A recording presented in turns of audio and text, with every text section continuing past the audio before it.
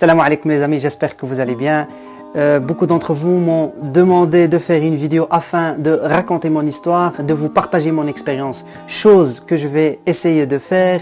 Je vais essayer d'être le plus objectif possible, mais je tiens à vous informer que je suis ni un professionnel du métier, ni un médecin. Donc, allez chercher d'autres informations, confrontez les avis, c'est ce qui fait la force de toute information saine. Je sais, la première question qu'on se pose, mais qu'est-ce qu'un régime cétogène? Tout simplement, c'est un régime qui est très pauvre en glucides, mais qui est très riche en lipides.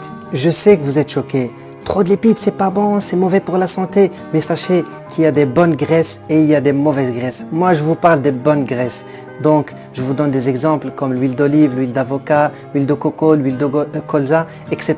Tout ce qui est glucides, on le sait, tout ce qui tourne autour du sucre, sucre brun, les édulcorants, mais aussi les fruits, tout ce qui est fructose et tout ce qui est lactose dans pas mal de produits laitiers. Il faut faire attention avec les produits laitiers aussi. Et aussi tout ce qui tourne autour du pain. Donc les farines, que ça soit complet, intégral, c'est à bannir dans ce régime. Je vais ouvrir une petite parenthèse concernant le sucre.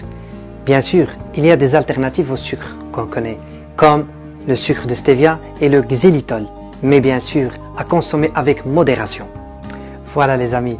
Donc après plusieurs jours de réflexion, j'ai opté pour le jeûne intermittent et le régime cétogène. J'ai associé les deux et j'ai obtenu de très bons résultats. Je vous invite à faire pareil, je vous conseille vivement.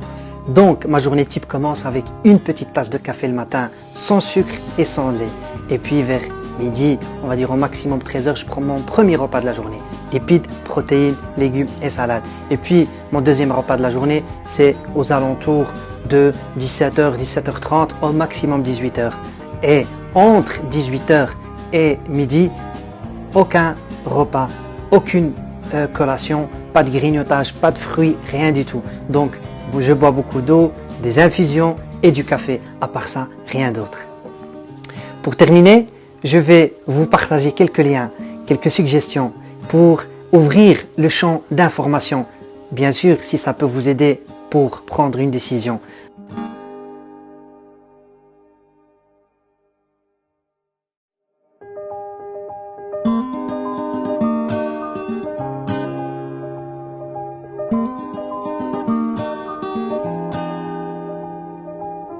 Si vous avez des suggestions, des conseils, des avis, n'hésitez pas. Je pars du postulat que la meilleure des sciences, c'est celle qui se partage. Encore une fois, merci. Wassalamu alaikum wa rahmatullah.